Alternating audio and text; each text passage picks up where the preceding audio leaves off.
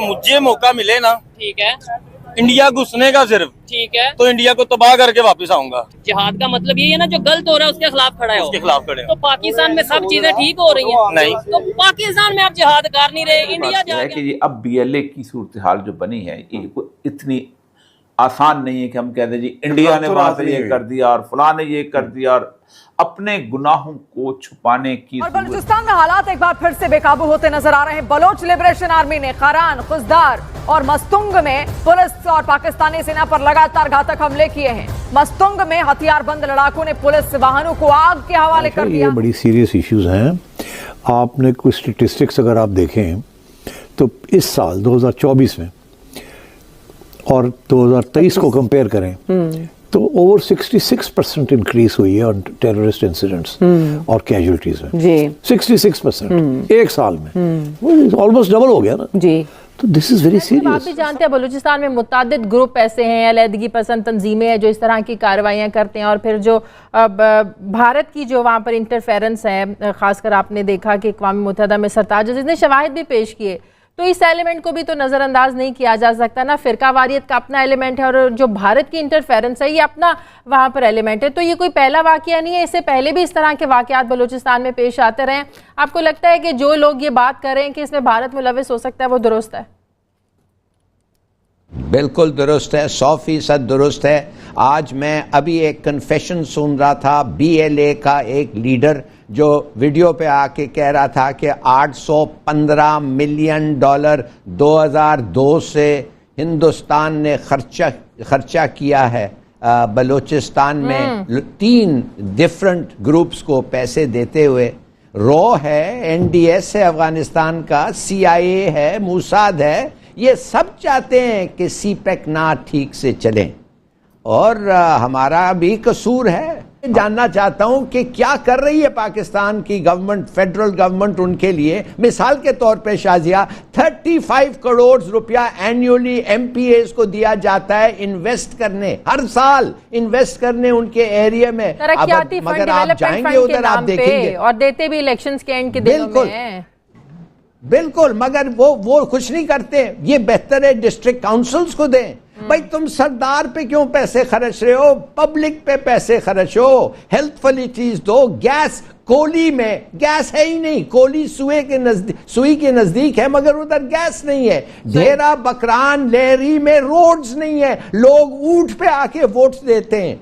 तो भाई खुदा के लिए गेट ऑन विद डेवलपमेंट। फौज नहीं कर सकती, ये फौज का काम नहीं है, ये आप लोगों का काम है। इंडिया जो है वो पाकिस्तान को इंगेज कर रहा है सब क्रिटिकल वॉरफेयर में, सब कन्वेंशनल वॉरफेयर में, ये जो नॉन स्टेट एक्टर्स के जरिए। ट्रेंड है 23 और 22 देख लें, वो भी ऐसे ग्राफ जा रहा है, ये बढ़ते जा रहे हैं, ये कम नहीं हो रहे।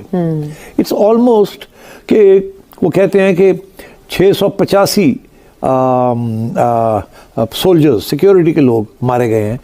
अब आप सोचिए दैट्स इन 360 डेज, तो इट्स ऑलमोस्ट 2 a day। ये तो अनहर्ड ऑफ है, और ये जो इट्स रिकॉर्ड इंक्रीज। तो इसलिए कहते हैं कि पिछले 9 साल में अगर रिकॉर्ड आप देख लें तो इतने लोग कभी नहीं मारे गए सिक्योरिटी के। मगर ये सिर्फ सिक्योरिटी के नहीं है इशू, सिविलियंस भी मारे गए हैं। टोटल रिकॉर्ड अगर आप देखें तो 1200 से ज्यादा लोग मारे गए हैं, civilians and security people, this year alone 24। तो दिस इज क्वाइट सिग्निफिकेंट। और मतलब है कि इतने ज्यादा 400 से ज्यादा इंसिडेंट्स हुए जी एक साल में। ऐसे लगता है कि हर रोज कुछ ना कुछ हो रहा है इस मुल्क में, कोई इंसिडेंट हो रहा है, कोई मारा जा रहा है, कोई नहीं मारा जा रहा है। तो दिस इज वेरी सीरियस, और ये सीरियस इतना सीरियस है कि अब चाइनीज के साथ CPEC रुका हुआ है। कुछ चाइनीज, अभी आपने देखा चाइनीज एम्बेसडर जो थे, ये पॉइंट पर्सन जो है, जो secretary is looking after CPEC and Pakistan affairs, अभी आज तस्वीर छपी भी थी प्राइम मिनिस्टर साहब के साथ बैठे हुए। तो क्या बातें हो रही है, मैंने पहले भी इस प्रोग्राम में बताया आपको बातें क्या हो रही हैं। सारा चाइनीज एक्टिविटी हॉल्ट पे आ गई। मस्तूंग से खबर आई, दहशतगर्दों ने लेविस थाना वली खान नजर आतिश कर दिया, लेविस का थाना ही जला दिया। इसकी वीडियोज आ रही हैं, गाड़ियां जला दी हैं, और डॉन न्यूज कहता है कि लेविस एहलकार इसकी तस्दीक कर रहे हैं। बलूचिस्तान के जिला मस्तूंग में दहशतगर्दों ने हमला करके लेविस थाने वली खान को नजर आतिश किया। डॉन न्यूज के मुताबिक लेविस जराये ने बताया कि सिक्योरिटी फोर्सेज, लेविस फोर्स और पुलिस के पहुंचने पर मुसल्लह अफराद फरार हुए। जराये के मुताबिक सिक्योरिटी फोर्सेज ने हमलावरों की तलाश के लिए सर्च ऑपरेशन शुरू कर दिया।